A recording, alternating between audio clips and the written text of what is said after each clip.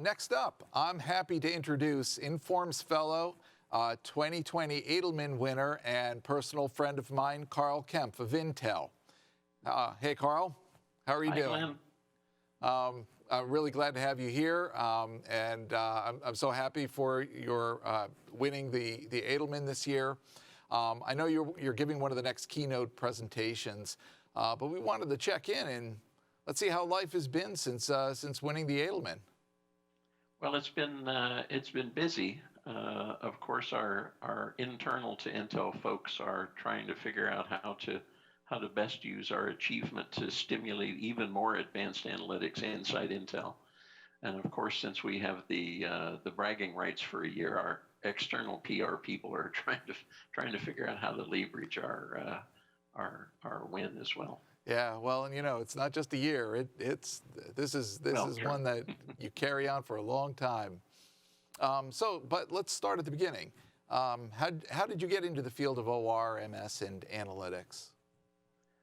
Well, I guess I would answer that question by saying I started when I was about 7. My father was a mechanical engineer. He was the manufacturing manager in a big machine shop, and so he used to take me in and sit me down in the design office while he went out on the floor to do his duties. So I sat with the design guys, and they would give me math puzzles to work out. So I've been doing this for a long time. But a more serious answer to your question is, I studied mathematics in undergraduate school, and fairly quickly figured out I was not going to be the next great mathematician. I was going to be Gauss and Euler and Kempf. But I couldn't see teaching freshman calculus at 7:30 every morning for the rest of my life either. So I got very interested in not just the theory of the math, but what you can do with it. And things have sort of developed since then.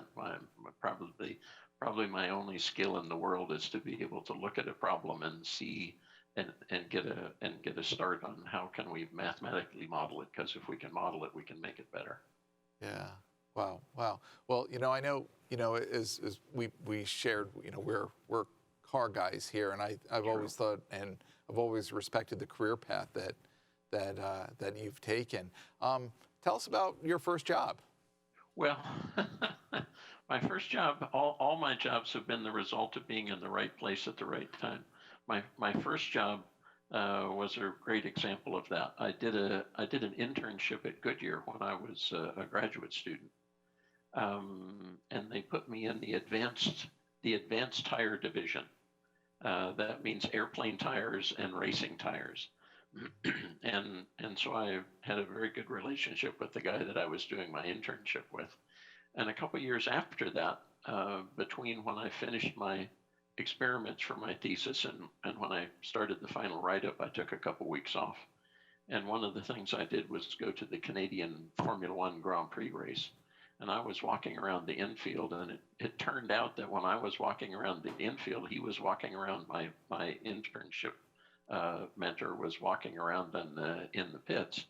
We bumped into each other at the fence, me on the outside, him on the inside. He asked me what I was doing. I told him I was just finishing my thesis and ready to take up a postdoc. I asked him what he was doing, and he made me aware of the fact that he was taking over the European racing division. And after a few seconds, he said, "Gee, how interesting is that postdoc? You want to join me in the European racing division? We can do some of that stuff we used to talk about over lunch." I think it took me about 2 nanoseconds to decide that sounded like a really good idea. And as we continued our discussion, he made it clear that my job would be to sit at Ferrari, Goodyear's main sponsored team in Formula One racing, and work on optimizing the suspension as the interface between the Goodyear tires and the Ferrari chassis. So I spent a couple fun years in Formula One motor racing, traveling all over the world, trying to figure out how to make cars go fast. Well, and you were right involved with where the rubber, hits the road. Oh yeah. Yep. Sure. Yes. So, and based on that, and I'm sure your contribution was not insignificant, it kind of sounds like you've got a pretty full trophy case. Well, I was fortunate in the years that I was at Ferrari that the team won the world championship 3 years in a row. So those are over on the left-hand side of the trophy case. I see. I see. Um, so now fast forward a little bit and tell us about your experience with Intel and the Edelman competition. And Well, has your life changed in all the winning the award? well, it's been a long trajectory. We started the Advanced Analytics Department, the group, in 1987, um, which I think may have been before lots of people could spell advanced analytics. But so we get a good jump. Yeah. Craig Barrett was pretty switched on. Um, and we spent the first 20 years of our existence working on all sorts of manufacturing and supply chain projects. Um, and by let's see, 1992, we had enough. We had a broad enough portfolio of successful projects to apply for the Informs Prize, which we were lucky to win. And a piece of that was actually the beginnings of the supply chain work that we used in the Edelman this year. We've been working on that for a while, and a few years after that, we put together some interesting mathematics, large scale, three-dimensional set covering problems in an efficient way to solve them, and we're fortunate to win the Wagner Prize. And some of that math again was in the Edelman this year. So we've applied for the Edelman 3 times. We've made the finals 3 times. Once with our invention of a new kind of option on lead time to buy equipment as opposed to an option on price. And the second attempt was for our inventory work. But this year we were very fortunate to show off the way that we've combined our design processes for our design tools and our supply chain processes to actually make the products. That's been extremely beneficial to Intel. It's sort of you can think of it as design for manufacturing on steroids.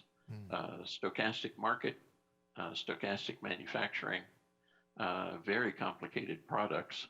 How do you hook those all together to make a bunch of money? Yeah. And so we've used multiple techniques of advanced analytics to build a whole sequence of decision support tools, going from clean sheet of paper on designing the next product to box on the customer's loading dock with the product in it.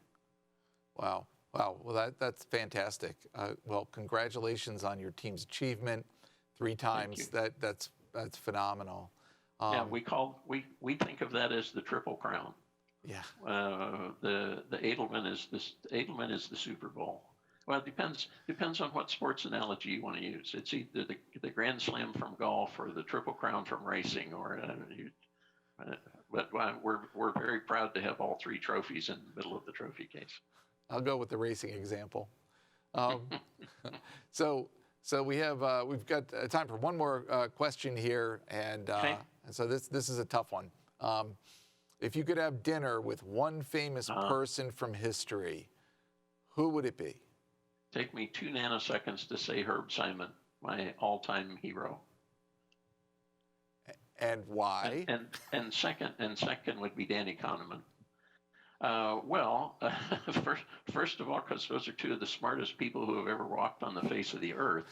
But I guess I think my main technical interest at Intel in building decision support tools is, of course, that we use advanced analytics, we build models, but the problems that we work on are of such a complexity that there's no way we can build a complete model, okay?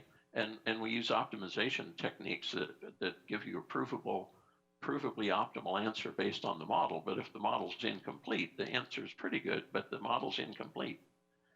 On the other side of the desk are senior Intel executives who have intuition, who made it to senior and executive vice presidents by being really clever with their intuition. But they would be the first to admit that sometimes their intuition is right and sometimes their intuition is not so hot. So I spend a lot of my time writing papers that say the intuition is unreliable, the analytics is incomplete. And for me, that's a natural progression from Herb Simon and bounded rationality through Danny Kahneman and decision biases to sort of reduce those ideas to practice in Intel's business. But we would have some interesting discussions if we were on a desert island with Herb. I bet you would. I bet you would. Well, it certainly sounds like you've had an interesting life, and I know it from sharing your background with me previously. Fascinated, a great respect for you, and great respect for your team at Intel and all their accomplishments. Thank you very much. Yeah, and I appreciate you taking the time to share this with us. And thanks for sitting and talking with me. And my pleasure. We'll talk again. Thanks for inviting me. Thank you. We'll talk again real soon. Okay, I hope so. Bye for now. Bye now.